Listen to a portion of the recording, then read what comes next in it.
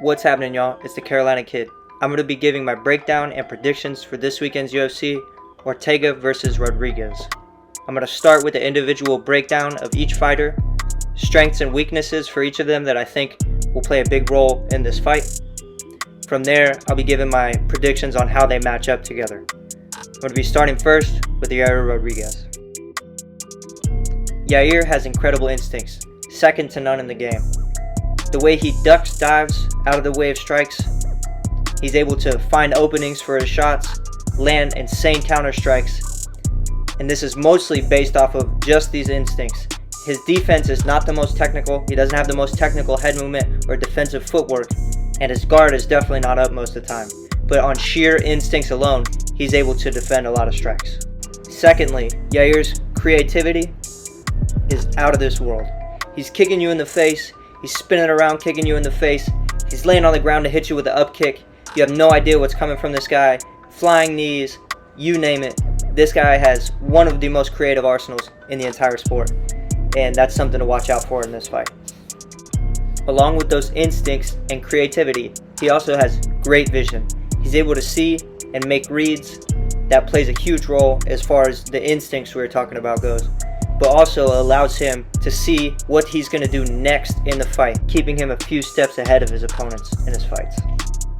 Yair's main weaknesses that I think will play a role in this fight, though, are that he's flat-footed, his defense leaves a lot to be desired, he's not using technical head movement or technical footwork to evade his opponents, but relying almost exclusively on reflexes and instincts to get out of the way of his opponent's strikes.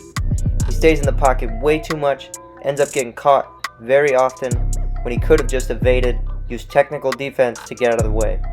Even though this often works for Yair, he definitely needs some improvement in this area.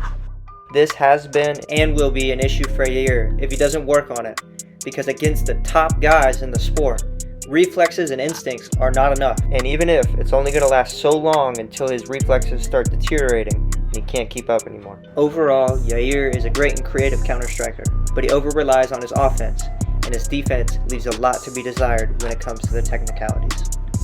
Moving on to Ortega. One of Ortega's greatest strengths is his patience. We saw this particularly against the Korean Zombie, where he was picking him apart from the outside with his phase one shots, his jabs, his leg kicks, side kicks to the hips and the knee. He was doing a great job of keeping Zombie on the outside and not forcing action to happen, but letting the action happen naturally while staying defensive. Not as much waiting like Yair does, but he's more so looking to see what's going to happen. As you can see here, he just touches hands and hand fights with the Korean Zombie to try to find his openings. Secondly, Ortega's footwork is some of the best in the division. I think it's very underrated. It's definitely better than Yair's technically. The way he L-steps, resets the angle, allowing him to stay defensive while also setting up his offense. His feints are good too. He's great at drawing out what his opponent is going to do next, letting him time his offense more effectively. However, Ortega himself can tend to bite very hard on feints. You see here with the leg kicks from Alex Volkanovski, he didn't know what was coming, what was real and what wasn't. We even saw this a little bit against the Zombie. He was biting very hard to the feints. I think it has to do with his patience a little bit. He's waiting sometimes and it ends up getting him caught. Ortega is also a slow starter. He's admitted it himself. Sometimes he has to get punched in the face to realize he's in a fight. This was a big flaw against Volkanovski and also against Holloway. He seems to have issues with guys who are showing him non-stop offensive threats.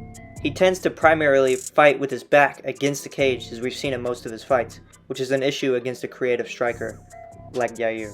Clearly Ortega has the grappling advantage, but even when it comes to striking, I really think this is a pretty even matchup. Because Ortega is not very wrestling oriented, he typically stands on the feet until he hurts somebody and then he puts him away with a submission, or until he gets hurt himself and ends up having to grapple. I don't think that there's going to be a whole lot of grappling in this fight. I really think that this is going to be total chaos. Yair is going to be coming at Ortega with all types of offense, these kicks, his big flashy moves from the outside, especially because Ortega gives him the space to throw those moves by staying against the cage. Both guys are known for their toughness and they have the cardio to last through the whole fight. I really could see this being a war. If it ends up being that way, I wouldn't be too surprised if Yair was able to edge out a decision, or even if he was using some of that duck and diving defense that he does that's not the most technical and ends up getting caught in a guillotine or something like that.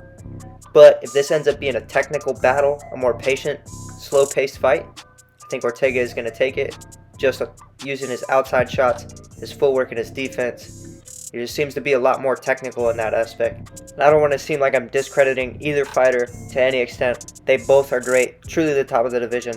But I really see it going Ortega's way if this ends up being a more slow-paced, technical, rangy striking match. Also, obviously, Ortega's got it in the bag in the grappling department. I think he has more ways to win, and that's why he takes this one. Please like and share if you enjoyed the video, and subscribe. Stay tuned for more. We're doing a breakdown of next week's UFC event, and I'll be doing a post breakdown of this fight this weekend. Alright, y'all, I'm out.